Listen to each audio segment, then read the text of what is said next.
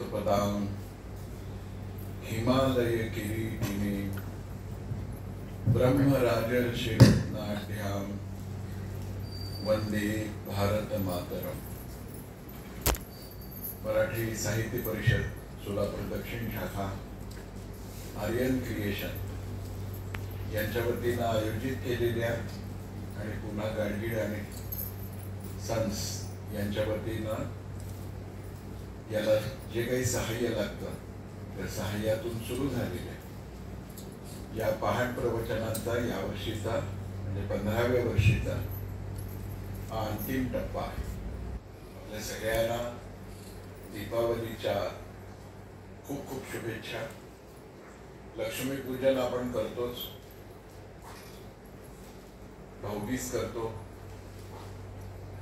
काल आपण धन्वंतरी भगवंताची पूजाही केली आणि हे सगळं करत असताना आपल्या मनामध्ये एक भाव असतो की आपल्याला अशा एका समाधानाची अवस्था प्राप्त व्हावी की जी अखंड अक्षुण्ण अभंग अशी अवस्था आहे.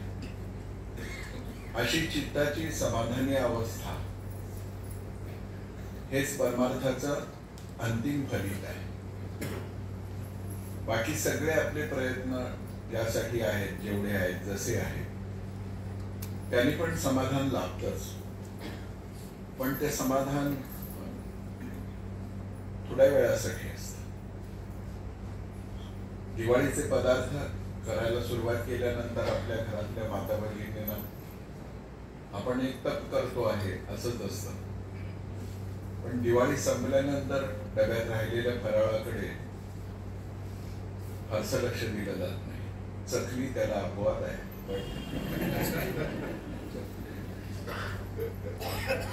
जितक्या उत्कटतेने आपण फराळ करतो ते छानच आहे. जितक्या आनंदाने आपण तो एकमेकांना देतो तेही चांगलं आहे. पण हे सगळं करत असताना आपल्याला हे माहिती आहे की याचा अतिरेक झाला तरी त्रासदायक आहे आणि एका विशिष्ट काळानंतर ते शिळं होतं. पदार्थ जसा शिळा होतो समाधान पण शिळं होतं आणि शिळं आपण स्वीकारायला तयार नसतो. मग आपल्याला असं वाटतं की समाधानाचे जे अन्य अनेक मार्ग आहेत ते काढावेत शोधून. मग आपण ते शोधत असतो. एका अर्थाने लहान मुलांच्या भातुकलीच्या खेळासारखा आपला सगळा व्यवहार चाललेला असतो. स्थायी समाधान तेव्हाच आहे जेव्हा ज्याला भेटण्यासाठी मनुष्य जन्म प्राप्त झाला 84 लक्ष योनी फिरून त्याची भेट व्हावी आणि ती उझरती नाही तर ती स्थिर स्वरूपातली, शाश्वत स्वरूपातली. आणि मग तसं झालं की जी मनाची अवस्था निर्माण होते त्याला खरंच समाधान म्हणतात. बाकी सगळं इंद्रियांनी अनुभवाला येणारं जे सुख आहे ते समाधानाचं शाश्वत कारण असू शकत नाही. फार क्षणिक असतं. ते भोगून झालं की शिळं होतं, कोमेजून जातं, निर्माल्य होतं. सनातन वैदिक धर्म असं म्हणतो की तुझी तर मूळ अवस्था समाधानाचीच आहे. मी पुन्हा पुन्हा सनातन वैदिक धर्माचा उल्लेख अशासाठी करतो की खूप अपप्रचार या सगळ्या तत्वज्ञानाच्या विरोधामध्ये जगभर सुरू आहे आणि त्याचं कारणच हे आहे की हे वैदिक तत्वज्ञान जितकं स्थिर होईल तितकं नानाविध वस्तूंचं उत्पादन करणाऱ्या व्यापारी संस्कृतीला धोका आहे. म्हणजे पाश्चात्य विचारांना धोका आहे.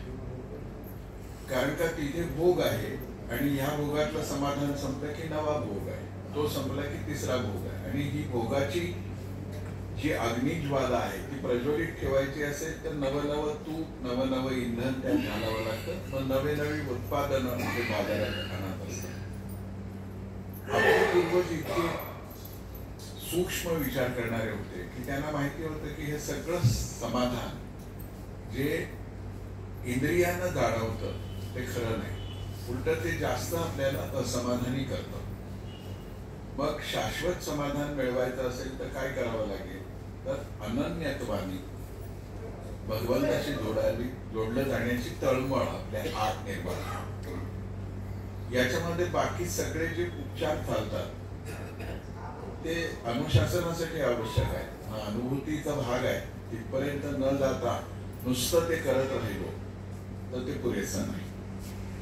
श्री नारद जेव्हा आपल्याला सांगतात की अरे तू जर ईश्वराचा भक्त आहेस असं म्हणतो, तर तुझ्यामधून सदैव सकारात्मकता आणि प्रेमाचीच आविष्कृती झाली पाहिजे. कारण का जी आपल्याला प्राप्त झाली, समजा केवड्याचा अत्तर लावलं तर मोगऱ्याचा वास येणार नाही ना, मोगऱ्याचा लावलं तर गुलाबाचा वास येणार नाही. तुझ्यातून प्रेमाचा सुगंध जर प्रक्षेपित व्हावा असं तुला वाटत असेल तर अपाद मस्तक प्रेममय झाला पाहिजे. ईश्वराची प्राप्ती म्हणजेच या प्रेमाची प्राप्ती. मग हे प्रेम, ही अमृत स्वरूप असलेली भक्ती कशी आहे याच्या लक्षणांचा काल आपण विचार करत असताना सूक्ष्मतर ते अविच्छिन्न आहे, अखंड आहे, त्याचे तुकडे होऊ शकत नाही, या सगळ्या गोष्टींचा विचार करताना सूक्ष्मतर या मुद्द्यावर आपण काल थांबलो. ते इतकं सूक्ष्म आहे की त्याचा अनुभव येण्यासाठी तितकं सूक्ष्म मायक्रो लेवलवर आपल्याला पण जावं लागतं. आणि मग हळूहळू आपल्या लक्षात येतं की बाह्य गोष्टी ज्या आहेत त्या महत्वाच्या नाही, व्यवहारात त्या महत्वाच्या आहेत. आणि व्यवहारामध्ये त्या महत्वाच्या आहेत तर त्या व्यवहारात आपल्याला करावंच लागेल. कारण की शेवटी मला जर परमेश्वरासाठी तुळशीचा हार घ्यायचा असेल तरी मला माळ्यापर्यंत जावं लागेल, त्याला पैसे द्यावे लागतील, त्याच्याकडून तो घ्यावा लागेल. हा सगळा उपचार करणं क्रमप्राप्त आहे. पण त्याला काही नको आहे.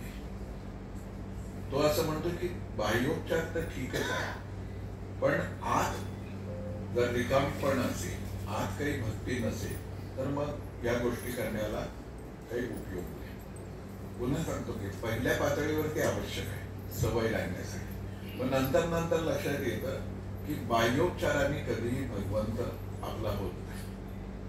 त्याच्यासाठी खूप तळमळच लागते. आणि ही तळमळ सुद्धा काल आपण जशी चर्चा केली की अरे एवढा गेलो पण ते साहेबच नव्हते, मंदिरात जाताच आला नाही, असली तळमळ नाही.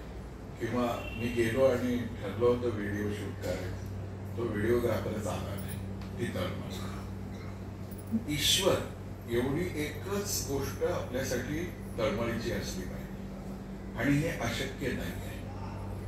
कारण का इतक्या पिढ्यांचा आपल्यावरती संस्कार आहे, पण ते आपण दडपून टाकतो. आणि म्हणून भक्तीच्या मार्गामध्ये प्रेमरूप असो, अमृत स्वरूप असो, की सूक्ष्मतर पातळीवरची भक्ती असो, ही सगळे आपल्याला अनुभूती यायची असेल तर सनातन वैदिक धर्मातल्या नियमानुसारच आपल्याला जगावं लागेल. वृंदावनामध्ये कृष्णदास नावाचे साधक होते, श्रेष्ठ साधक होते. आणि त्यांनी एक संकल्प केला होता. तर बाह्योपचार आणि संकल्प यात फरक आहे. बाह्योपचार आपाततः घडतो, म्हणजे घडला तर घडला, नाही घडला तर नाही घडला. आणि बाह्योपचारामध्ये बऱ्याचदा प्रदर्शनाचा भाग असतो, सूक्ष्म पातळीवर नसतो. आणि तळमळीतून जी भक्ती होते त्यातून संकल्प निर्माण. आणि कृष्णदासांचा संकल्प होता की मी रोज मदन मोहनला एक फुलमाळा अर्पण करेन. आणि त्याने ठरवलं की सकाळी उठायचं, मदन मोहनच्या मंदिरात जायचं. जसं बाकी बिहारी आहे तसं भगवंताची अनेक रूप वृंदावनाच्या भूमीमध्ये आहे. नाना नावांनी एक ओळखले जातात, पण आहे शेवटी तो लबाड, तोच असतो सगळीकडे. तर ते म्हणाले की मी तप करणार. 12 वर्ष सतत सकाळी उठल्यावर स्नान संध्या आटपली की एक पुष्पमाला ते करायचे आणि ती मदन गोपाळाला अर्पण करायचं. 12व्या वर्षाचा शेवटचा दिवस होता आणि त्यांनी भगवंताला माला अर्पण केली. आणि भगवंताच्या पायावर डोकं ठेवून ते म्हणाले की मी आतापर्यंत 12 वर्ष सातत्याने तुला माल्यार्पण केलं. माझं तप पूर्ण झालं. तपाची जरी पूर्णता असली तरी सूक्ष्म पातळीवरती असलेली जी एक तळमळ आहे, ती तळमळ अशी आहे की मी तुझ्या विग्रहाला, 3 शब्द आहेत, मूर्ती, प्रतिमा, विग्रह, ते या विग्रहाला मी माल्यार्पण करतो आहे.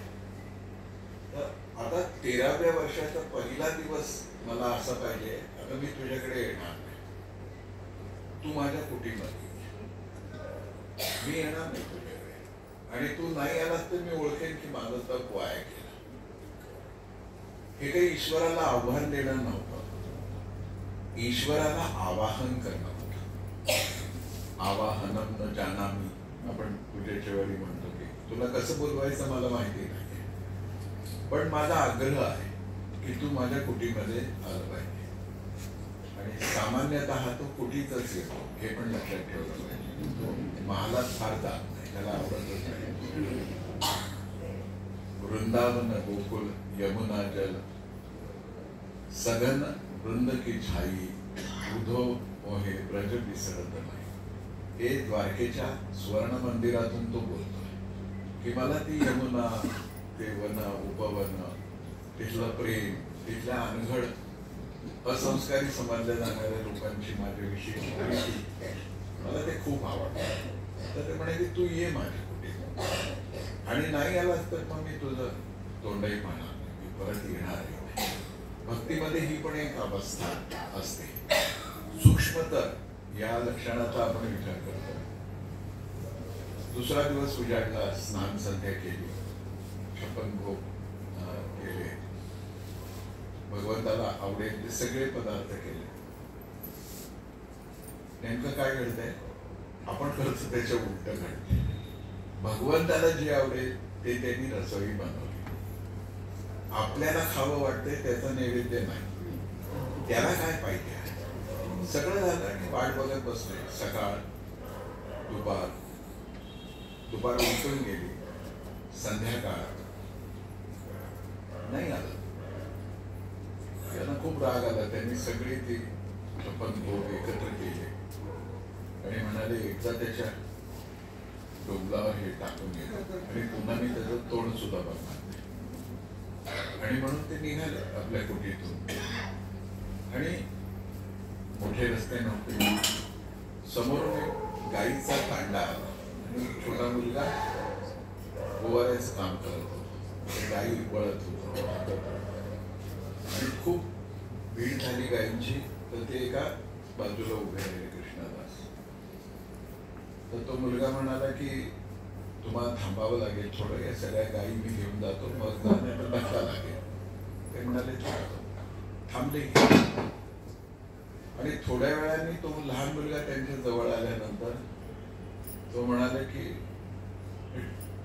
आठवड्यात काय आहे, वास तर खूप छान आहे. तर ते म्हणाले की तो काला कलुटा त्याच्यासाठी घेऊन चाललो होतो, पण तो नाही आहे रे, तो दगड आहे, तो काही खरा नाही आहे. आता हे मी यमुनेत टाकून देईन किंवा तिथे ठेवून घेईन ठाकूरच्या दारात. तर तो म्हणाला की इतकं आहे तर टाकून कशाला देत आहे, दिवसभर मलाही भूक लागलेली आहे, माझंही पोट म्हणजे काही खाल्लंच नाही आहे, तर चला आपण खाऊ. ते म्हणाले हे घे. म्हणाला असं नाही, तुम्ही पण भुकेले दिसताय, तर आपण झाडाखाली बसू आणि दोघं मिळून घेऊ. ते म्हणाले की नाही आज मला खायची इच्छा नाही. तो म्हणाला असं नका करू, तुम्ही नाही खाल तर मी पण नाही खाणार. दोघे बसले. तो म्हणाला की चला सुरू करा. ते म्हणाले पहिले तू खा ना, तू लहान आहेस. तो म्हणाला की गोबर से सने मेरे हाथ है, मैं कैसे खा पाऊंगा, मेरे हाथों से खा नहीं पाऊंगा, आप मुझे निवाला दे. आणि म्हणून त्याने एक एक घास त्याला भरवायला सुरुवात केली. एक घास स्वतः खायची, एक घास त्याला भरवायची. आणि तो लहान मुलगा मग थोड्या वेळाने रडायला लागला. ते म्हणाले अरे तुला भूक लागली होती, मी तर तुला भरवतोय, आता का रडतोयस, कोण आहेस तू? तो म्हणाला की मी कन्हैया आहे, मी सकाळपासून उपाशी होतो, सकाळपर्यंत मार्ग पण चालत आणि तुम्ही येणार नाही, हट्ट तुमचा बघितला. पण सूक्ष्म पातळीवरती ती तळमळ आहे का, हे माझ्या लक्षात आलं. आता माझी एकच इच्छा आहे तुम्ही रोज माल्यार्पण करत असताना मला काय वाटत होतं माहितीये, मला असं वाटत होतं की तुम्ही मला कुशीत घेता, आज नाही का घेणार कुशीत. आणि मग त्यांनी त्या लहान मुलाला कुशीत घेतलं आणि दोघांच्याही डोळ्यातून अश्रुधारा व्हायला लागल्या. सूक्ष्म पातळीवरती जेव्हा अशी तीव्रतर इच्छा निर्माण होते की नाही तो आला पाहिजे, तर तो येतो. पण त्यासाठी हृदय, अंतःकरण, मन इथे सूक्ष्मतर भक्ती निर्माण होणं जसं आवश्यक आहे, तसं ह्या सगळ्यावर नियंत्रण करणाऱ्या बुद्धीमध्ये सुद्धा ही स्थिरता हवी. म्हणून श्रीमदांत शंकराचार्य असं म्हणाले की भगवताला कुशीत घेण्या इतकं समाधान कशात आहे, बाकी काही मिळो त्यात ते समाधान नाही. कारण का एकदा भगवंताला सर्वांगीण आलिंगन आपण केलं की मग आयुष्यात मिळवण्यासारखं काही राहत नाही. आणि म्हणून विठ्ठलालाही शेण देणं, ही मागणं हा संतांचा खूप मोठा आवडीचा विषय. श्रीमदांत शंकराचार्य म्हणतात की मनाच्या पातळीवरती ही सूक्ष्मता नुसती आली आणि बुद्धी नसेल तशी तरी गडबड होते. म्हणून पहिल्यांदा काय केलं पाहिजे, बुद्धीला सुद्धा त्या ईश्वराशी जोडलं पाहिजे, तरच खरं समाधान मिळेल. श्रीमदांत शंकराचार्यांचं एक सुंदर पुस्तक आहे विवेक चूडामणी. त्याच्यामध्ये ते असं म्हणतात, सर्वदा स्थापनं बुद्धी बुद्धी ब्रह्मणी सर्वथा तत्समाधान नित्युक्तम न तू चित्तस्य लालनम. देहाचं लालन पालन करणं, गोड कौतुक करणं यांनी समाधान नाही मिळत. बुद्धी त्याच्या ठाई स्थिर, मनामध्ये सूक्ष्मता कंपन, फार हळुवारपणे चालतं हे सगळं. आता आपण प्रार्थना सुद्धा किती कर्कश, किती जोरजोरात म्हणतो, आपली स्तोत्र सुद्धा कशी म्हणतो. मग काही जण म्हणतात की न म्हणण्यापेक्षा बरं आहे, म्हणजे अंघोळ करता करता अथर्वशीर्ष, तर ठीक आहे, सिनेमाचं गाणं म्हणण्यापेक्षा ते ठीक आहे असं काही जणांचं मत आहे. त्यांना तो संप्रदाय योग्य वाटतो तर तो त्यांनी करावा, पण त्यांनी जेमतेम शरीर स्वच्छ होतं. आज नाही काय स्थिरपणाने सूक्ष्म पातळीवरती उतरत उतरत, कारण का तो सूक्ष्म आहे आणि तो सर्वव्यापी पण आहे. सर्वव्यापकत्व त्याचं ब्रह्मस्व होण्याने आहे, म्हणून बुद्धी तशी पाहिजे. आणि सूक्ष्मतेवरचा त्याचा अनुभव घेण्यासाठी मन इतकं सूक्ष्म झालं पाहिजे की तो कळेल आपल्याला.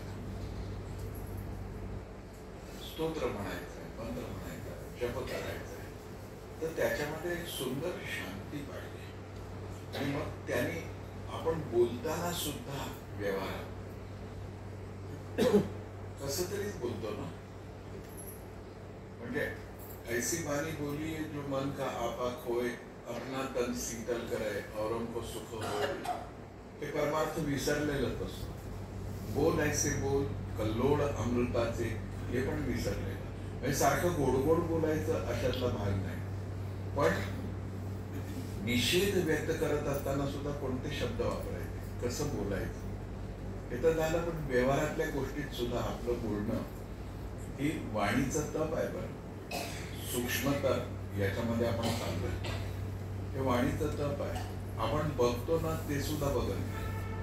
मग काय म्हणतो, मला दिसलंच नाही, तिथेच असते केली, तिथेच असतो आपला काय कागद, सापडत नाही, कारण का बघतच नाही. ते दृष्टीचं तप आहे. ऐकतो आपण पण अवधानपूर्वक ऐकत नाही, त्यामुळं कर्णेंद्रियांचं तप होत नाही. आपण एखाद्याला हस्तांदोलन करतो तर त्यातही काही असं जोश नसतो, करतो बस यांत्रिक पद्धतीने करतो, तर ते स्पर्शाचं तप आहे. इतक्या सूक्ष्म पातळीवर जेव्हा आपलं आचरण बदलतं तेव्हा आपल्याला ही सूक्ष्मतर भक्ती कळायला लागते. आणि मग हे भक्तीचं अंतरंग, भक्तीचं गूढ, काल जसं आपण पाहिलं, न कळे उघड श्रुती शास्त्र, ते वेदांनाही कळत नाही. कारण का वेद पण इतकं सूक्ष्म आहेतच असं नाही, आहेत बरं, पण भक्तासाठी त्यांनी म्हटलंय की नाही, त्याही पेक्षा खालच्या सूक्ष्म पातळीवरती मग पुढचं लक्षण येतं अनुभव रूप. सगळ्यात महत्वाची गोष्ट आहे, आपण सगळं करतो आहे पण त्याचं भक्तीचं अनुभव रूप आपण काही लक्षात घेतले. मग भक्तीचं अनुभव रूप घ्यायचं असेल तर काय केलं पाहिजे?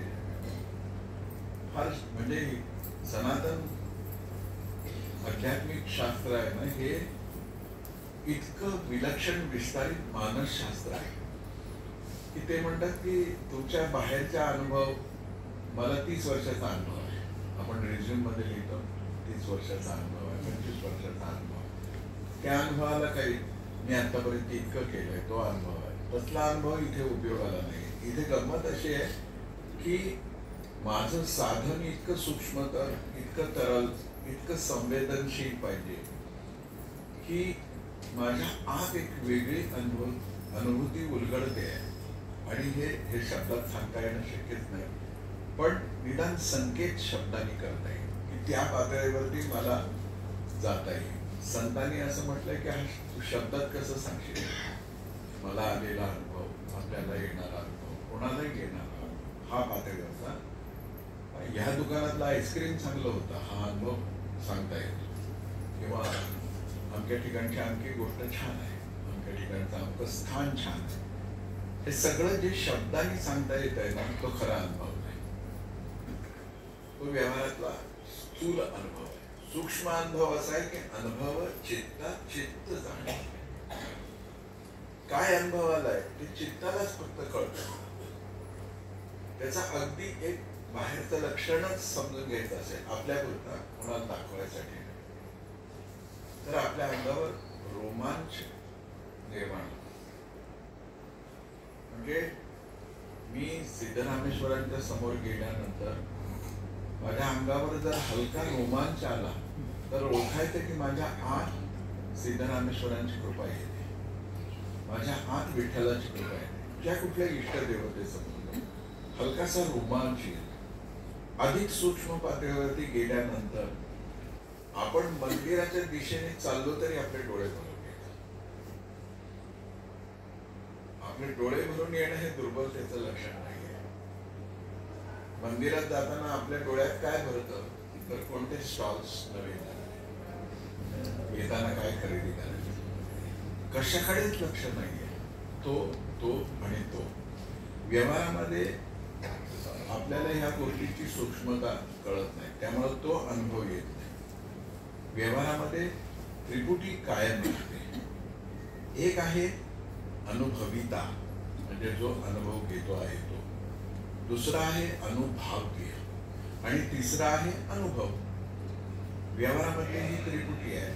या सगळ्याचं एकवटीकरण होतं आणि मग प्रेमामध्ये ही त्रिपुटी, या तिन्ही अवस्था संतात. आणि होतं काय तर उरतं फक्त अनुभव रूप. याच्यावरही संतांनी खूप छान सांगितलंय की तरी क्रिया कीर नसाई. ज्ञानेश्वर महाराज म्हणजे काय आहे की ज्याला अशी अनुभवाची प्राप्ती झालेली आहे, असा जो सूक्ष्मपण गेलाय, अद्वैत भक्ती ज्याला प्राप्त झाली आहे, तर माऊली असं म्हणते की अशी अद्वैत भक्ती ज्याला मिळाली, जो तिचा धनी झाला, इथं कीर क्रिया नस आहे. काय करण्याची गरज नाही, आपल्याला करावं लागतं. काय म्हणतो आपण की अरे प्यार तो करते बोले की प्यार जताते क्यों, बिना जताए कोई समज नाही. त्याची गोष्ट म्हणून ते म्हणावं लागतं सकाळ दुपार संध्याकाळ, आय लव्ह यू. कशासाठी? न म्हणता कळलं पाहिजे. फुलांनी कधी घोषणा केली आहे का की मी उमललोय? लपून ठेवलं तरी कळतं की ते उमललंय. तसं परमेश्वराला हे सगळं कळत असतं, व्यवहारात सगळं करावं लागतं आपल्याला. मग माऊली असं म्हणते ते अनुभवाची जोगे नोहे बोला ऐसे. ते अनुभवालाच घ्यावं लागतं, अनुभवच घ्यावा लागतो. त्याच्याविषयी आपल्याला बोलता नाही येत, म्हणजे शब्दामध्ये ते सांगता येत. अशी 6 लक्षणांनी युक्त असलेली, लक्षणं खूप आहेत, 6 लक्षणांनी युक्त असलेली जी भक्ती आहे, ती भक्ती ज्याला प्राप्त होते तो खरा भक्त. केळा कसाही असो, गळ्यात रोज नवं उपरणं असो,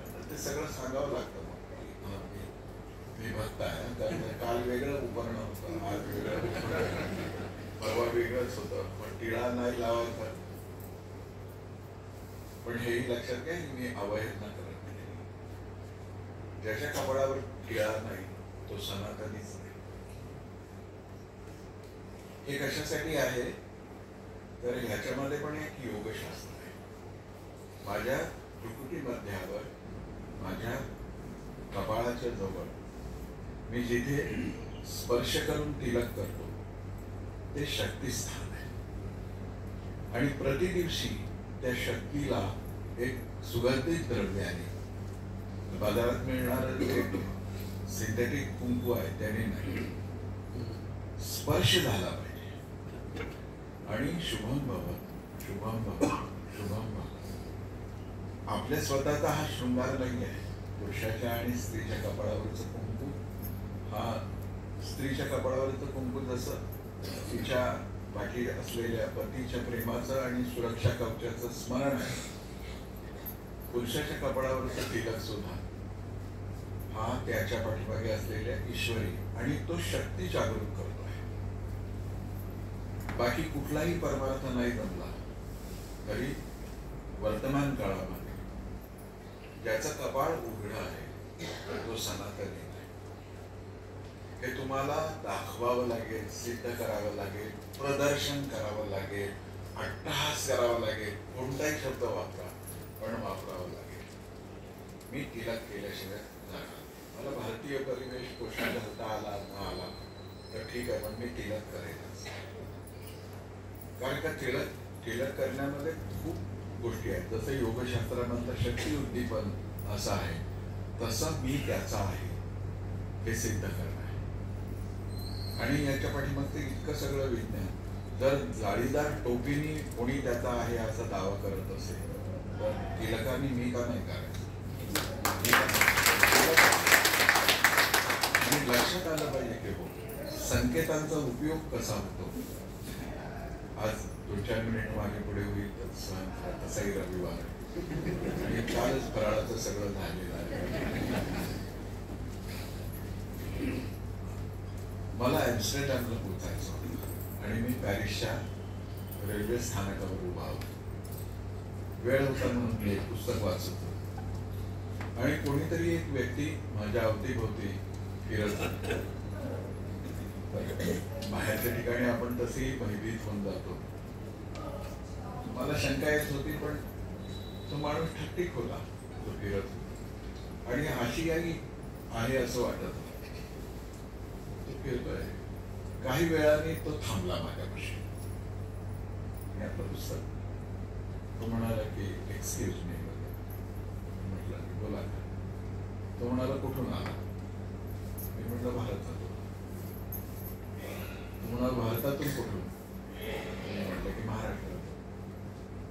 तो म्हणजे तुम्हाला मराठी येतं म्हणजे तो मग आता मराठीत बोला. तो म्हणाला या माझ्या नात्यातल्या महिला आहेत तर यांना ॲम्स्टरडॅमला जायचं आहे आणि ॲम्स्टरडॅम स्टेशन बाहेरच त्यांचं कुठली ट्रॅव्हल एजन्सी वगैरे जे काय तो भाग महत्वाचा. तर त्या एकट्या आहेत आणि त्यांना थोडी माहिती नाही आहे. तर तुमच्यासोबत त्या आल्या तर तुम्ही त्या ऑफिसपर्यंत त्यांना पोचवाल का. यात काय मोठी कठीण गोष्ट आहे. त्याने ओळख करून दिली. मग मी त्याला म्हटलं की अहो इथे इतके प्रवासी आहेत तुम्ही मलाच का पकडलं. तर तो म्हणाला तुम्हाला पकडलं म्हणजे निरीक्षण करून पकडलं. मी म्हटलं निरीक्षण कशाचं केलं. एका परपुरुषाबरोबर आपल्या नात्यातल्या स्त्रीला पाठवण्यासाठी ते निरीक्षण काय असतं. तो म्हणाला मी तसला काही विचार केला नाही. तुम्ही जे पुस्तक वाचताय ना त्याच्या मलपृष्ठावरती डॉक्टर हेडगेवारांचा फोटो आहे. त्यामुळे मी ओळखलं की तुम्ही बऱ्या घरातले दिसता. हेडगेवारांचे. मी म्हटलं बरं झालं काँग्रेस इतिहासाचं पुस्तक वाचत नव्हतं. नाहीतर त्याचा फोटो असला तर त्याने माझ्या बोगीत सुद्धा त्या बाईला बसू दिलं. संकेत आहे की तुमच्या जवळ कोणतं सिम्बॉल आहे. त्या सिम्बॉलाने जर तुम्ही कोणत्या कुळातले आहेत हे ओळखता येत असेल तर तिलक लावला पाहिजे. ह्या दिवाळीपासून आपण संकल्प करू तिलक करायचं. मी जाईन तिथे असर्टिव्हली सांगेन की मी सनातन वैदिक हिंदू धर्म, बाकी व्यवहार आपोआप घडायला लागतो. ज्याच्याकडे तिलक आहे त्याच्याशीच व्यवहार करेल. आपला त्योहार आपणो से व्यवहार आपोआप व्हायला लागतं हे सगळं. पण ते सगळं घडायला. मी आता ज्या रस्त्यावरून नेहमीच येतो जातो आहे ना, तिथे 2 फुलांची दुकान आहे. एक तिलकधारी आहे आणि एक तिलक घोरी आहे, तिलक विरोधी आहे. खूप गर्दी तिलक विरोधी फुलवाल्याच्या दुकानासमोरच बघतो. वाईट वाटत की ज्या फुलांना मी आता भगवंताला चढवणार आहे त्या फुलातून त्याला होणारा फायदा तो माझ्याच देवीच्या गणेशाच्या मूर्तीवर दगडफेक करण्यासाठी वापरणार असेल तर माझी भक्ती कुठे. खूप सावध राहायला पाहिजे आपल्याला. आणि ते मला मानवता वगैरे आता नका सांगू. ज्या दिवशी 100% हे सनातन राष्ट्र होईल त्या दिवशी आपण मानवतेवर मस्त पूर्णाच्या पोळ्या खाऊन गप्पा मारत. सूक्ष्म आहे, ठीक आहे, पण लक्षात घे. जाता काहीतरी संतांचं सांगितलं तर सरकारचं काहीतरी सांगितलं. तिलक करा आजपासून रोज तिलक करा. असा भक्त कसा आहे तो बाह्य लक्षणाने ओळखता येतो, तो ओळखता आलाच पाहिजे. पण त्याची मानसिक अवस्था काय होते. श्री नारद असं म्हणताय की ही आतापर्यंत आपण 2 दिवस पाहिलेली जी प्रेमस्वरूप आणि अमृत स्वरूप भक्ती आहे. यल्लब्ध्वा पुमान् सिद्धो भवति अमृतो भवति तृप्तो भवति. 3 लक्षण भक्ताची लक्षण की ज्याला अशी प्रेममय अमृतमय भक्ती प्राप्त झालेली आहे. हा सगळा पुन्हा अप्लाइड पार्ट आहे, आचरणाचा विषय. अशी भक्ती प्राप्त झालेली व्यक्ती कशी असते. नारद असं म्हणतात सिद्धो भवति. सिद्ध आहे. सिद्ध आहे म्हणजे काय. हवेतून वस्तू काढतो. सिद्ध आहे म्हणजे काय, त्याला काही सिद्धी प्राप्त झाली. सिद्धी प्राप्त होतात. रामकृष्ण नामे उन्मली साधली तयासी लाधली सकल सिद्धी.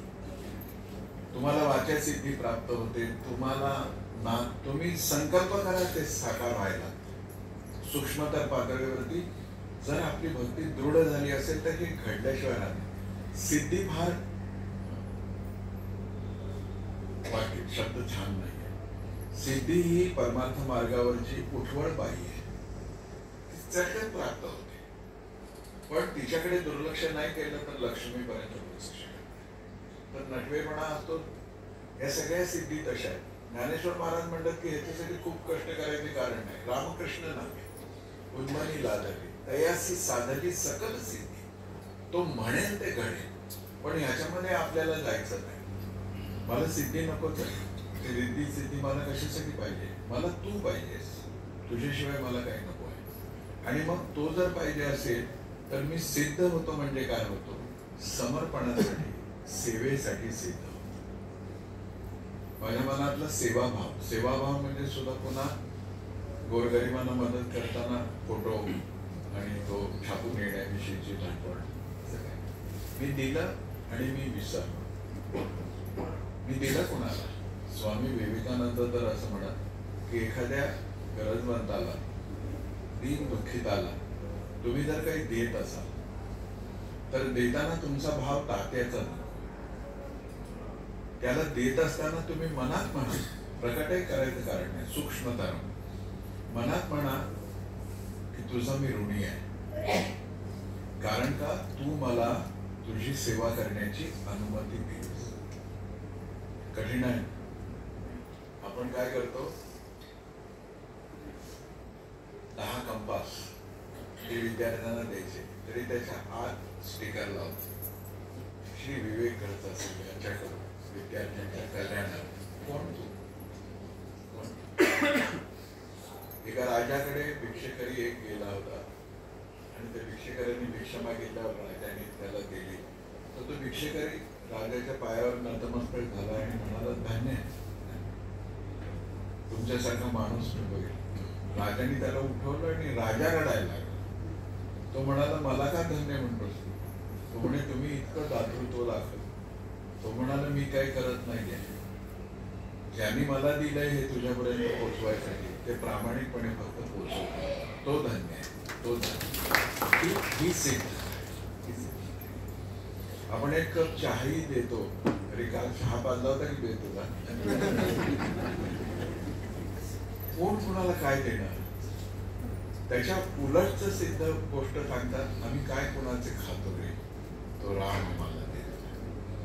दोन्ही बाजूनी आहे. अशी ज्याच्या मनाची अवस्था आहे तो पण एक सिद्ध आहे. आणि नुसतं एवढंच नाहीये, तर तो सिद्ध आहे याचा अर्थ बाकी सगळी किलमिश, मोक्ष मार्गातले बाकीचे सगळे अडथळे त्यांनी दूर करून टाकले. रिद्धी सिद्धी तुम्हा मुख्य भांडवल. संत काय बोलतात? तुकोबारायांनी फार सोपं आणि छान वेदांत सांगितलेला आहे. तर ते म्हणतात की रिद्धी सिद्धी तुम्हा मुख्य भांडवल. तुमच्याकडे भांडवल काय आहे? हवेतून वस्तू काढणे. म्हणजे घड्याळ काढला हवेतून तर त्याच्यावर बॅच नंबर सुद्धा असतो, कंपनीचं नावही असतं. असं जर असेल तर ती निर्माण कशी झाली? ती उचलून आणली, कुठून तरी घेऊन आलो आपण, चोरीच आहे की नाही? तर ह्याच रिद्धी सिद्धी. काही जण म्हणतात चेहरा बघून सांगितला, फार सोपा आहे हे सगळं. रिद्धी सिद्धी तुम्हा मुख्य भांडवल, आमासी ते फोल भक्ती पुढे. तुकोबाराय ते म्हणतात की भक्ती समोर या गोष्टी किती किरकोळ आहेत. म्हणजे भरदरी शालू मिळाल्यानंतर फाटके तुटके कपडे कोण सांभाळून ठेवले? सिद्धी रिद्धी तशा आहे. म्हणजे भौतिक जीवनातल्या लोकेशनेसाठी, वित्तेषणेसाठी, कोणत्याही ईशणेसाठी मला ज्या काही गोष्टी प्राप्त होतात त्या सगळ्या गोष्टी मला जेव्हा निरर्थक वाटायला लागतात आणि मला एकच कळतं की तो, मग तेव्हा त्याचं आचरणही कसं होतं. तुकोबाराय म्हणतात की आम्हाला एका भक्तीपुढे हे सगळं ठीक आहे. आणि त्याचा परिणाम व्यवहारात काय झाला? ते म्हणाले की उपसूट कुणाची स्तुती मी करत नाही. म्हणजे आज यांची 61, त्यांची 75, आज हे निवडून आले, आज त्यांना हे पोस्ट मिळाली, आज संघटनेत त्यांना हे केलं की मग लगेच मेसेज, तुमच्यासारखा कार्यकर्तृत्वान पुरुष बघितलं म्हणतात. तुकाराम महाराज म्हणतात की माझ्याकडून तसं नाही केलं. अनेकांची स्तुती आम्हा ब्रह्महत्या, एका वाचून त्या पाठवतात. माझ्या जिभेने मी स्तुती करेन ना तर पांडुरंगाचीच करेन, बाकी कुणाची स्तुती मी घडणार नाही. अशी ज्याच्या मनाची स्थिती आहे तो सिद्ध आहे. यल्लब्ध्वा पुमान सिद्धो भवति. मग त्याला दुसरं काहीही नको आहे. प्रेम ही या सिद्धीची पूर्णता आहे. म्हणजे हे सिद्धो भवति ही पूर्णता आहे आणि ही पूर्णता प्रेमामुळे येत असल्यामुळे प्रेम सुद्धा तिथे आपोआप पूर्ण होऊन गेलेलं आहे. अमृतो भवति, त्याला भक्ती प्राप्त झाली आहे. तो अमृतो भवति याचा अर्थ त्याच्या अंतःकरणामध्ये नारायणाशी इतकी जवळीक आहे की विचारता सोय नाही. मग त्याच्याशी नारायणाचंच नातं जोडलं गेलं असल्यामुळं नारायण कसे आहेत, तो परमात्मा कसा आहे, तो ईश्वर. जसं मी म्हटलं ना, प्रतिमा, विग्रह, मूर्ती हे 3 शब्द जसे वेगळे आहेत तसं देव, ईश्वर आणि परमेश्वर हे वेगळं आहे. देव आहे ना तर अपॉइंटेड डिव्हाइन एनर्जीज, ते अल्टिमेट नाही आहे. त्यांना त्या वरच्या बॉसनी सांगितले की हे करायचं, ते करतात. त्याच्यावर आहे ईश्वर, तो ह्या सगळ्या देवांकडून काम करून घेतो. पण या ईश्वरालाही जो मार्गदर्शन करतो आहे तो परम ईश्वर आहे. तो कसा आहे? स्वयंभू आहे, तो निराकार आहे, निर्गुण आहे. आणि त्याला चेतना म्हटलंय. वेदांनी त्याला चेतना म्हटलंय, चैत्य त्याला म्हटलंय की तेच आहे. आपल्या आत त्याचा अंश आहे. त्याला श्री अरविंदांनी चैत्य पुरुष म्हटलेलं आहे. आपण कोणत्याही अवस्थेत असो तो साक्षी भावाने आत असतो. तर त्या परम ईश्वरापर्यंत त्याला नारायण म्हटलंय. हाच विविध रूप घेतोय. अवतार ईश्वर, कधी राम होतो, कधी कृष्ण होतो, कधी वामन होतो, कधी नृसिंह होतो, पण तो मूळ आहे. आणि ह्याच्यावरची जी स्वयंभू प्रकृती आणि पुरुष याची अवस्था आहे तर तो परम ईश्वर आहे. त्याला नारायणही म्हणा, त्याला शिव पार्वती म्हणा, त्याला काही म्हणा, नाव आपल्या आपल्या आवडीनुसार आपण देऊ शकतो. पण ह्या सगळ्यांच्याशी ज्याचं जोडलं गेलं, म्हणजे तो शिवाशी जो जोडला गेला तो अशिव कसा असेल, पार्वतीशी जोडला गेला त्यात तो दुर्बल कसा असेल. तीच वेगवेगळी रूपं घेते आहे, लक्ष्मीच वेगवेगळी रूपं घेते. मग नारायण शिवशंकरांशी जो जोडला गेला तो अमृत स्वरूप आहे. मग असं एकदा अमृत स्वरूप प्राप्त झालं म्हणजे आत्मारामाचं दर्शन झालं, आत्मस्वरूपाचं भान झालं, तर मग त्याला वेगळं काही करावं लागत नाही. अमृतो सिद्ध यल्लव्वा पुमान सिद्धो भवती अमृतो भवती.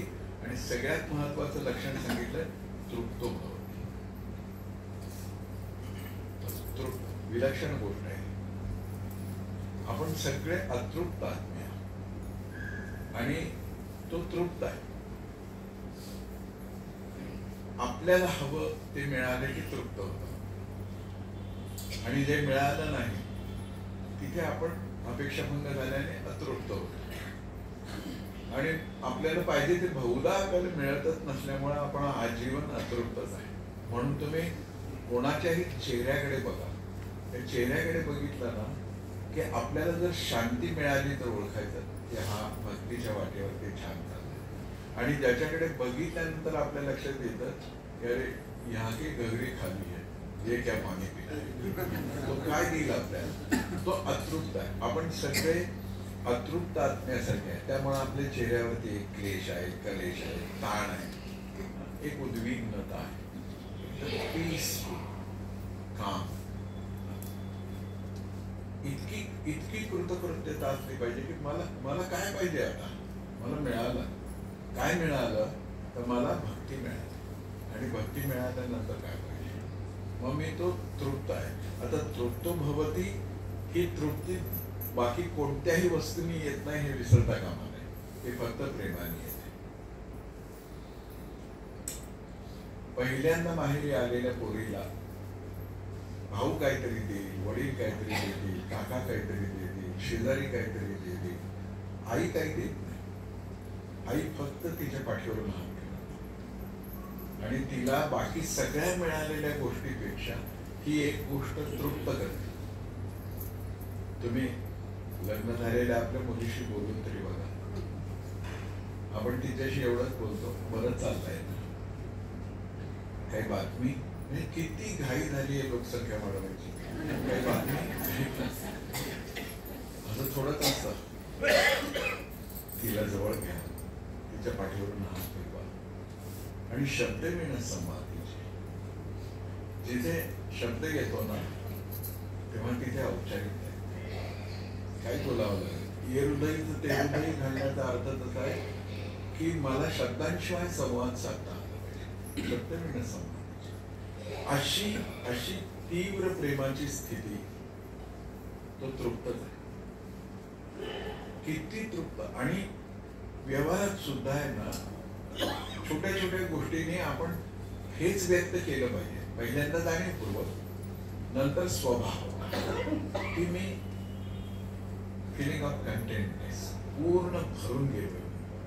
असा भरलेल्या मेघासारखी माझी अवस्था, तृप्तीची अवस्था जेव्हा माझ्यातून प्रकट व्हायला लागते तेव्हा सांगावंच लागत. आणि कुणाला सांगायचं कशाला, त्याला कळतच.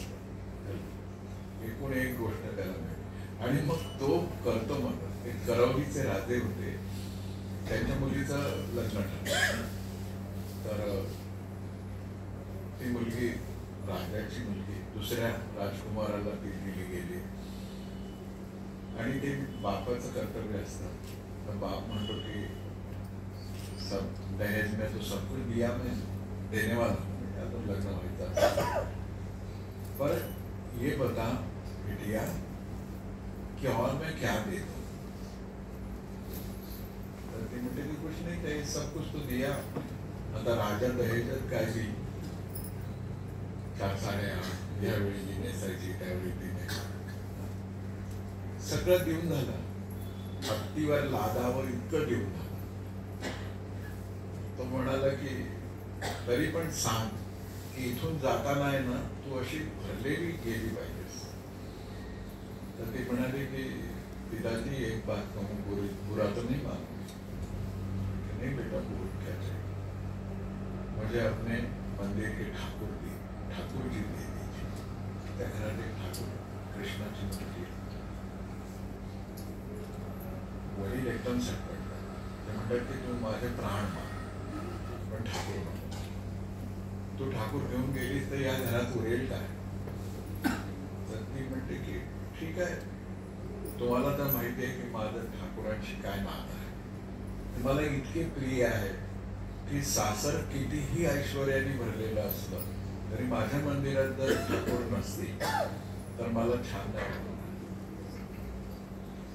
बोलणं चालणं होतं, जसं व्यवहारात होतं सगळं चाललंय बापलेकीचं बोलणं.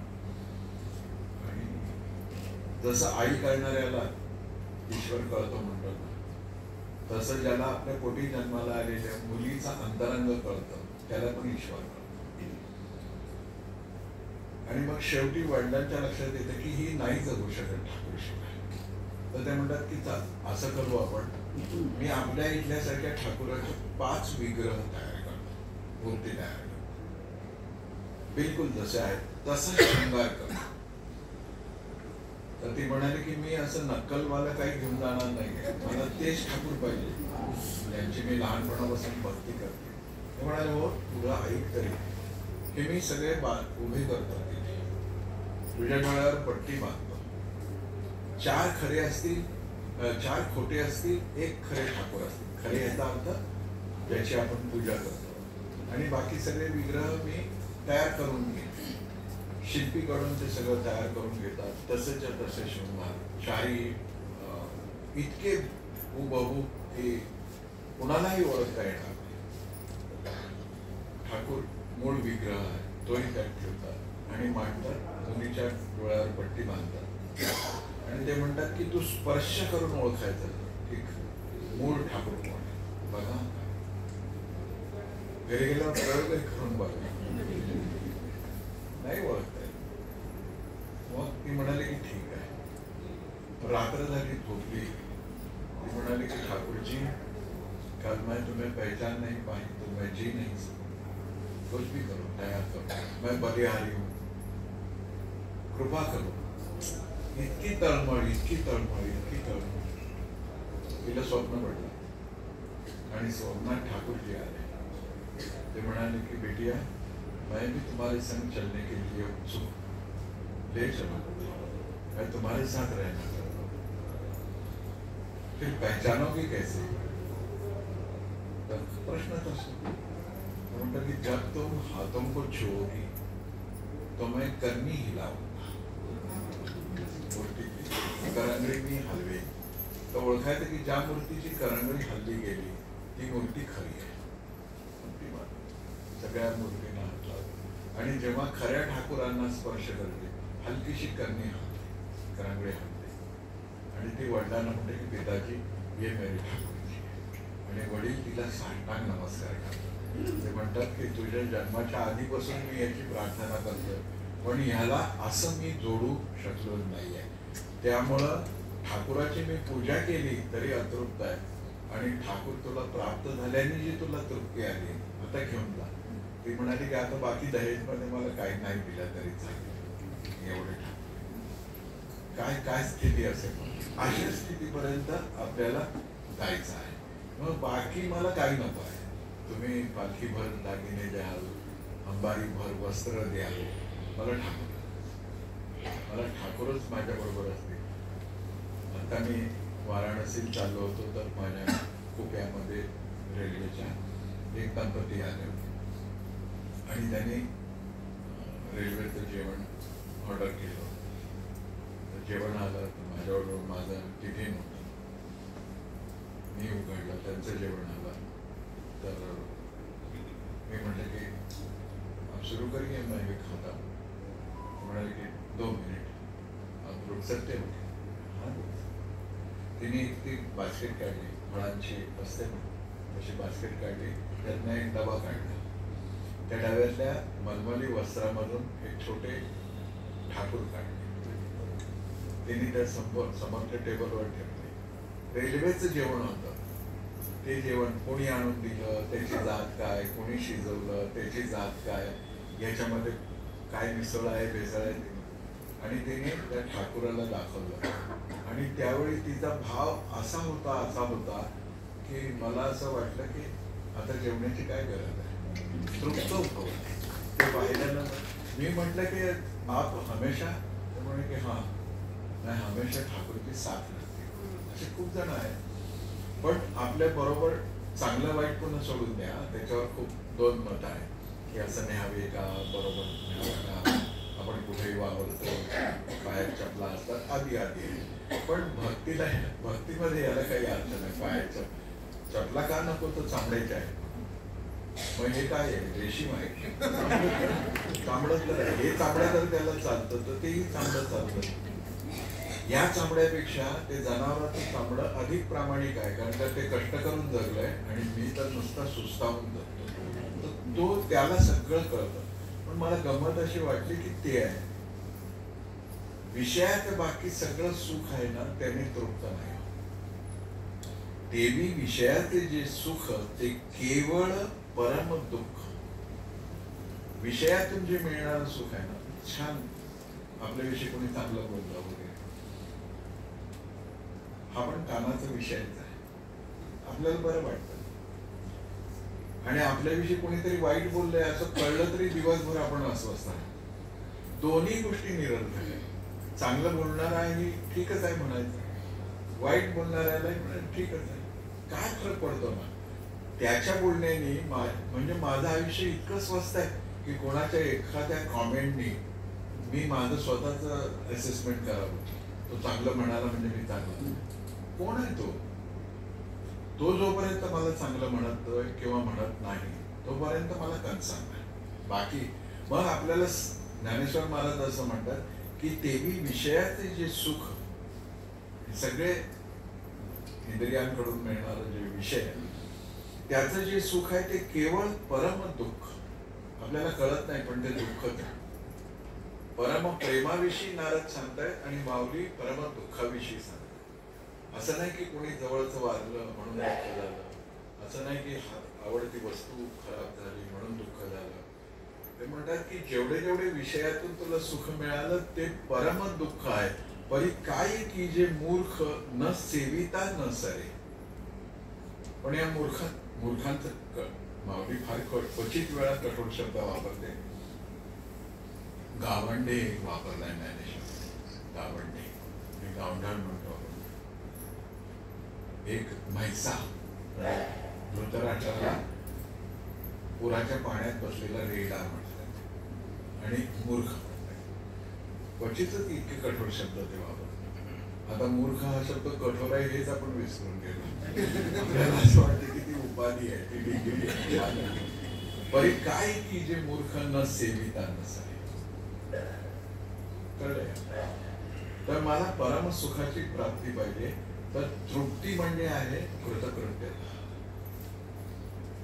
कृतकृत्य होणं म्हणजे तृप्त, कृतार्थ, कृतकृत्यता, कोणत्याही अर्थाने आपण ते वापरू. पण मग अशी तृप्ती आली की कर्माची वेगळी गरज शिल्लक राहत नाही. मग वेगळं कर्म याचा अर्थ परमार्थामध्ये जे जे आपण करतो त्याला कर्म म्हणतात. व्यवहाराशी आता काही जमा, व्यवहारात जे करायचं ते करायचं.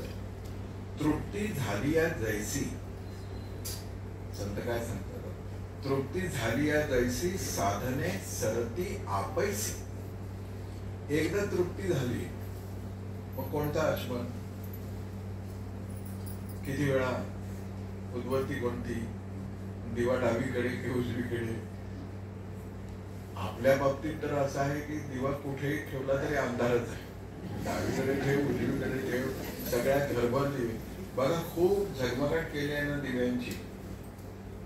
एकदा त्यांना प्रेमाने जवळ घेऊन विचारा क्या चल रहा है भैया, बहुत परेशान. इतक्या सिरीज लावल्या, इतके दिवे लावले, इतक्या पणत्या लावल्या, इतक्या रांगोळ्या केल्या, आत अंधारच. पण आतला दिवा जर उजळला, दीप आतला दिवा उजळला तर मग बाहेर तर काही, बाहेर दिवे असले काय नसले काय फरक पडतो. अंतरीचा ज्ञानदीप माधव नको आतला दिवा आतला.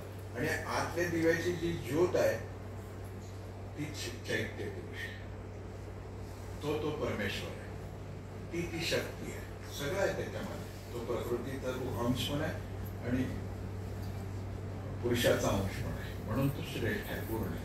मग असा भक्त नित्य तृप्तो भवती, हे जसं खरं आहे तसं नित्य तृप्तो निराश्रया, हे पुढचं लक्षण सांगतं गीतेमध्ये जे म्हटलंय तेच, की नित्य तृप्तो निराश्रया. गीता माऊली बोलते तो निराश्रय नित्य तृप्त होतो म्हणजे काय, की मग त्याच्यामध्ये आलेल्या तृप्तीतच तो इतका गूढ झालेला आहे की त्याला वेगळं काही करावं लागत नाही. त्याला कशाचा आश्रय घ्यावा लागत, कशाचा आधार, काठी, कोणाची संगत, कशाचा सपोर्ट, काही गरज नाहीये. तो म्हणतो की बस मला मिळालं, मला ते पाहिजे, आणि मग तो जायला लागतो, जगायला लागतो. इतक्यात ऐसे प्रेमाचे मी बहुवसपणे, असं प्रेमाचं बहुवसपण, अनंतता, अनेकता ज्याला प्राप्त झाली, नाही राती दिवो जाणणे, त्याला रात्र कळत नाही, त्याला दिवस कळत नाही, त्याला काय फरक पडतो. सर्व ऋतू जसे समान आहेत आकाशाला, तिन्ही ऋतू समान, जैसे का गगन, माऊली सांगतो तसं. मग तो म्हणतो दिवस रात्र, दिवस रात्र म्हणजे आयुष्यात येणारे सुख दुःख, त्याच्याविषयी काही नाही. केले माझे सुख अव्यंगपणाने आपण पेहिजे, मीच सुखरूप झालो, माझं सुख मला मिळालं, मी त्या सुखाशी इतका तादात्म्य होऊन गेलो की मला आता बाकी कशाची गरज नाहीये. अशी भक्ती 3 प्रकारांनी प्राप्त होते, असं श्री नारदांनी विवेचन केले. एक आहे पूर्व परंपरा, अचानक होईल तर छानच आहे, ईश्वराची कृपा आहे, पण एक पूर्व परंपरा आहे. पूर्व परंपरेविषयी तुकोबारायांचं वचन आपल्या सगळ्यांना माहिती आहे की माझ्या वडिलांची मिरासी गा देवा, तुझी चरण सेवा पांडुरंगा. माझ्या वडिलांची पुण्याई, वाडवडिलांची, माझ्या अनेक पिढ्यांची पुण्याई काय, वारसा काय, तर तुझी चरण सेवा केली, ते आपोआप आलं. म्हणून आपल्या घरामध्ये जर एखादी समस्या निर्माण झाली ना, तर ज्यांनी ती समस्या निर्माण केली आहे असं आपल्याला वाटतं, त्याच्यावर डापरू नाही. कारण का ते त्यांनी केलंय म्हणजे काय आहे, तर पाईप आहे ना, त्याच्यात एखादं छिद्र असतं, तर तिथून पाणी फुसकन बाहेर येतं, एरवी पुढे जातं. तर ओळखायचं की हे छिद्र म्हणजे माझ्या संस्काराचं फलित. त्यांनी शिवी दिली तर आपल्याला वाईट वाटतं ना, तर ओळखा की कधीतरी शिवीचं बीज मी पेरलंय त्या नव्या भूमी, म्हणून त्याचं वागणं असं वाटतं, चांगलं वाईट दोन्ही. पण हे जेनेटिकली येत आहे, पूर्व परंपरेने येत आहे. म्हणून एक आहे पूर्व परंपरा. दुसरी गोष्ट सांगतात गुरुकृपा. आता गुरु ओळखणं कठीण आहे, पण गुरुकृपेने होतं. श्री गुरुने एकतर गुरु देहरूपामध्ये साक्षात, खूप गर्दी सोडून द्यायचे सगळे. माऊलींचे शब्द लक्षात ठेवू, श्री गुरु निवृत्तीने दिधले. कोणी दिलं मला हे सगळं, मला निवृत्तीने दिले. ते निवृत्तीनाथ कसे आहे, इतके उंच, असे कपडे, असा चेहरा, उभं गंध, अडवं गंध, जे काही. अमृतानुभवामध्ये गुरुस्तुती करताना असं म्हटलंय की ज्ञानेश्वरी ती वेगळा आहे, वेगळा तरी तुमच्या माझ्यासाठी आहे, की निवृत्तीनाथांचं वर्णन करतात. पण अमृतानुभवामध्ये ते सूक्ष्मतर पातळीवर जाऊन सांगतात की माझे गुरु माझ्या देहरूपाने, त्यांच्या देहरूपाने मी ओळखता येते. ते कसे आहे, तर माझे गुरु जसं भक्तीचं वर्णन ज्ञानेश्वर, यदक्षरम अनाख्येयम आनंदम अजम अव्ययम श्रीमन निवृत्तीनाथेती ख्यातम दैवतम आश्रय. अमृतानुभवातल्या मंगलाचरणातला हा श्लोक आहे. यदक्षरम अनाख्येयम, गुरुची जी सगळी लक्षणं आहेत, आता ती नारदांच्या भक्ती लक्षणाची जोडून सांगत बघा, तीच आहे ते. यदक्षरम ते कधी नाही सोडत नाही. अक्षर ते कायम अक्षर आहे, त्याला क्षर नाही, त्याला घट नाही. यदक्षर अनाख्येय, त्याची व्याख्या नाही करता येत. त्याची व्याख्या करता येते ते कवेतला आहे. त्याची व्याख्या करता येत नाही ते आनंद आहे. आनंद ते आनंद स्वरूप. यदक्षरम अनाख्येयम आनंदम अजम. ते जन्मलेले नाहीये म्हणून अव्ययम, म्हणून त्यांना मृत्यू सुद्धा नाही. अशा सर्व गुणांनी युक्त असलेल्या पण निवृत्तीनाथ या नावाने ओळखल्या जाणाऱ्या गुरुच्या आश्रयाला मी श्रीमंत निवृत्तीनाथ येथे ख्यातम दैवतम आश्रय. मग एक गुरु परंपरेने ते प्राप्त होतं. आणि तिसरं आहे सतत नामस्मरण केल्याने, भजन केल्याने, कीर्तन केल्याने, श्रवण केल्याने ते प्राप्त होतं. श्रवण तर करता आलंच पाहिजे. मग भजन कीर्तन आपल्याला जमेल असं. पुन्हा भजन म्हणजे सुस्वरात गाता येणं, कीर्तन म्हणजे तालासुरात सगळं रामदासांनी सांगितले छान आहे. पण नाही आलं तर संतांनी आपल्याला सवलत देऊन टाकली, येईल त्याचा बोल रामकृष्ण, येईल त्याचा म्हण तरी रामकृष्ण आहे. तुला जसं जाणं तालासुरात म्हण. ताल आणि बेताल व्यवहारातली गोष्ट आहे. त्याच्यासाठी सर्व एकदम ताल से ताल मिला असंच काही येईल त्याचा बोल रामकृष्ण. अशी अवस्था माझी व्हायची असेल तर श्रवण, भजन, कीर्तन यातून मग काय घडायला लागतं. भजनाचा अर्थ नुसता एवढा नाही. भजनाचा अर्थ आहे जिथे जिथे तो आहे त्याची सेवा माझ्या हातून. सेवेने अंतःकरण शुद्ध होतं. कारण का सगळा अहंकार संपतो. देवाला न आवडणारी म्हणजे ईश्वराला न आवडणारी एकच गोष्ट आहे, अहंकार. तुम्ही पारोसे असा, तुमचा आहार कसाही असो, तुमचा व्यवसाय कोणताही असो, काही बिघडत नाही. तुम्ही अनहंकारी असाल तर त्याला आवडतं. आणि म्हणून मागणं काय आहे, अहंकाराचा वारा न लागो माझी या रागस हरीची या दासा. अहंकार असणं तर दूरच आहे, अहंकाराचा वारा सुद्धा नको. पण हे कळेल कधी, ऐकल्यानं. आणि हे ऐकणं कसं, तर तुम्ही गेली 14-15 वर्ष करत आहातच. तुम्ही किती ग्रेट आहात, तुम्हाला काय काय. तुम्ही नुसते ग्रेट नाही आहात, तर तुम्ही ऊर्जा देणारे केंद्र आहात. तर मी सांगतोय माझं यातलं काहीच नाही, पण तुम्ही ऐकता आहात याची एक मोठी विलक्षण भावाची आनंद स्थिती आहे. 14-15 वर्ष सातत्याने येणं, ऐकणं सोपी. हे 3च दिवस ऐकताय का तुम्ही? त्याला ऐकायची सवय आहे ना, तो वर्षभर घेत आहे. श्रवण ही कलियुगामधली सर्वात मोठी भक्ती सांगितली.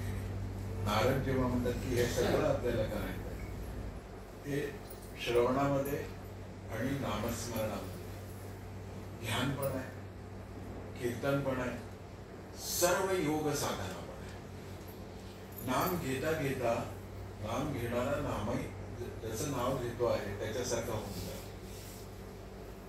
नाम घेता घेता आपलं मन विकसित होत जातं आणि व्यक्तिमन विश्वमनाशी तादात्म्य पावतं. बाबा बेलसरे काय म्हणतात, नाम घेता घेता काय होतं, तर माझं मन इतकं व्यापक होऊन जातं, इतकं व्यापक होत जातं. पण याची सुरुवात होते ऐकण्याची. आता 15 वर्ष तुम्ही ऐकता, काही दक्षिणा तर द्या की नाही, घेतल्याशिवाय जाणार नाही. 15 वर्ष फुकट थोडीच ऐकवायचं. एकच आहे ना, ऐकण्याची सवय आपल्या घरातल्या नव्या पिढीला, चांगलं ऐकण्याची. आणि चांगलं ऐकण्याची त्याला सवय लावण्याचा मार्ग असा नाही, हे घे 3 दिवसाची अमृतवाणी बैस ऐक. चांगलं ऐकण्याची सवय पुढच्या पिढीला लावण्यासाठी चांगलं बोलण्याची सवय आपल्या अंगी आली. आणि मग तुमच्या लक्षात येईल की ऐकता ऐकता ऐकता ऐकता आपल्याला जसं घडवायचं आहे तसं नव सनातन आर्यावर्त घडेल. शेवटी आपल्याला ही सगळी भक्ती व्यक्तिगत जीवनातली ज्या परम ईश्वराला प्राप्त करायचं आहे, त्या ईश्वराचं प्रकट रूप आहे भारत माता, तिची सेवा. पण हे सुद्धा आपल्याला ऐकलं. बाबा गोस्वामी तुलसीदासांना श्रीरामाने विचारलं की 14 वर्ष वनवासात मला राहायचं आहे, तर मी कुठे राहू? सहज आहे ना. अक्कलकोट, तुळजापूर, पंढरपूरला जायला आमचे पुण्या मुंबईचे दिल्लीचे कोणी मित्र आले तर ते पहिला प्रश्न विचारतात, सोलापुरामध्ये कुठे उतरू? कारण का ते सुरक्षित ठिकाण पाहिजे, चांगलं पाहिजे. तर मग आपण आपल्याला माहिती असलेली ठिकाणं, धर्मशाळा, हॉटेल सांगणे.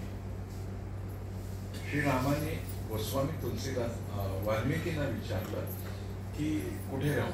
त्याच्यावर गोस्वामी तुलसीदासांनी सांगितलं की खरं म्हणजे तू नाहीस असं कुठलं ठिकाण आहे, कुठेही राहू शकतो, सगळं चराचर तुझं आहे, पण तू विचारलंच आहेस तर मला उत्तर दिलं पाहिजे. तेव्हा त्यांनी जे सांगितलं, जिनके श्रवण समुद्र समाना, कथा तुम्हारी सरस सोई नाना, भरही निरंतर होई न पुरे, तिनके हिय तुम कर गृह रुळे. काय बोलतात बघा गोस्वामी. ते असं म्हणतात की श्रीरामा यांचे श्रवण कान म्हणजे ज्यांचं ऐकणं कसं आहे, जिनके श्रवण समुद्र समान, समुद्रासारखे आहे ज्यांचं श्रवण. कथा तुम्हारी सरस सरी नाना, तुझ्या कथा आहेत ना त्या अतिशय चांगल्या मधुर अशा अनेक नद्या आहेत. आता नद्या काय करतात, समुद्रामध्ये येऊन जातात, वर्षानुवर्ष, शतकानुशतक. समुद्र कधी भरून गेलाय? समुद्र आहे तसाच आहे, त्याच्यामध्ये त्या सगळ्या नद्या रोज क्षणोक्षणी पाणी घालतात, पण समुद्र काही भरत नाहीये. गोस्वामी म्हणतात की जिनके श्रवण समुद्र समाना, कथा तुम्हारी सरस सरी नाना, तुझ्या कथा ह्याच सरीत आहे, भरही निरंतर. त्या समुद्रामध्ये त्या भर घालतायत, होई ना पुरे, पण पूर्णता कधी येत नाही. म्हणजे ज्यांना श्री रामकथा, कृष्णकथा, शिवकथा जन्मोजन्म ऐकत असताना सुद्धा आता पुरेपुरे असं म्हणायची इच्छाच होत नाहीये. ते म्हणतात की येऊ द्या, येऊ द्या, वाढ वाढ, अजून दे, अजून दे. अशी ज्यांची ऐकण्याची सिद्धता आहे, तिनके हिय तुम कर गृह रुळे, त्यांच्या हृदयात तू घर कर. तर भगवंत आपल्या हृदयात यायचा असेल तर आपल्याला श्रवण केलं पाहिजे, मग कीर्तन केलं पाहिजे, मग नामस्मरण केलं पाहिजे.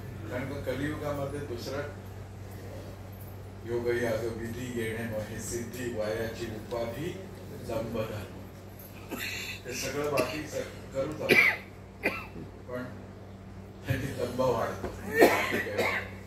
मग कलियुग केवळ नाम, कलियुगामध्ये केवळ नामस्मरण.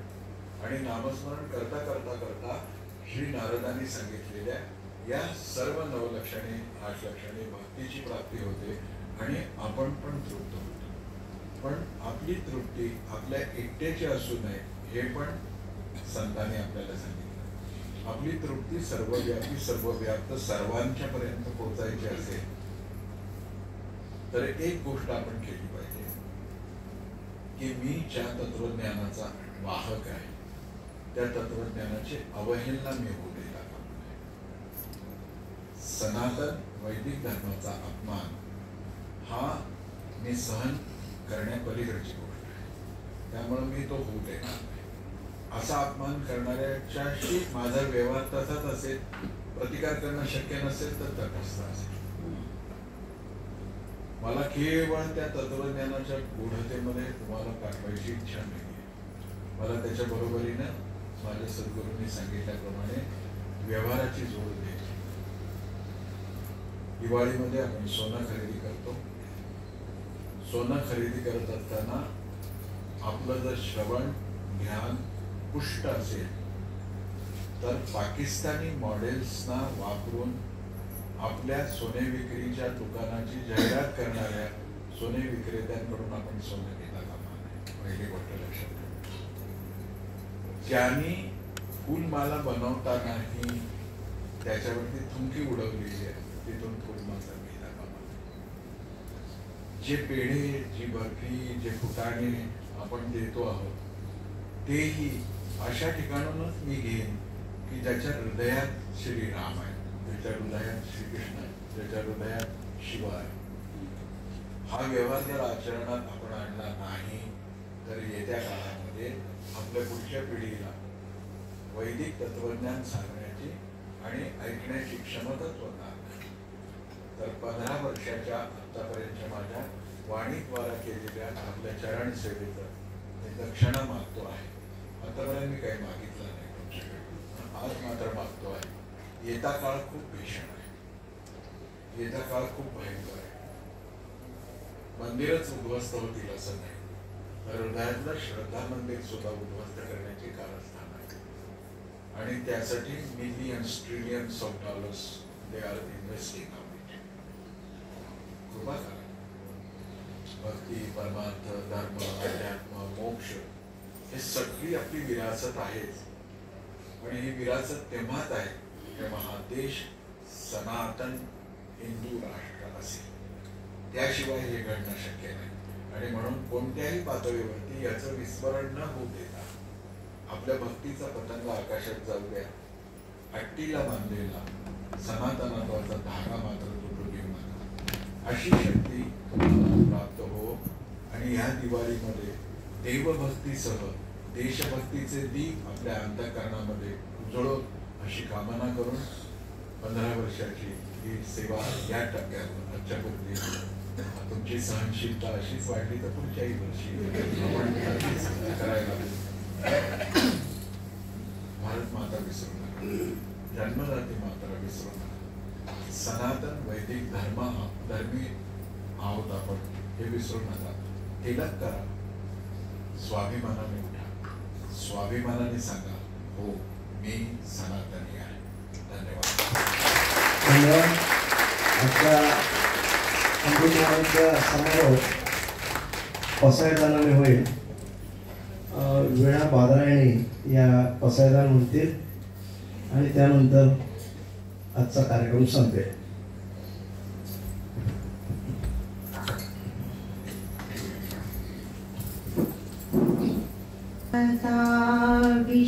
विश्वात्मके देवे येणे वाग्यज्ञे तोषावे, तोषो निमज द्यावे, फसाय हारगे. जे खळांची व्यंकटी सांडो, तया सत्कर्मी रती वाढो. भूतान परस्परे पडो, मैत्र जीवाचे. दुरिताचे तिमिर जाओ, विश्व स्वधर्म सूर्ये पाहो. जो जे वांछील तो ते लाभो, प्राणी जात. शत सकळ मंगळी, ईश्वर निष्ठांची मांदियाळी. अनवर्त भू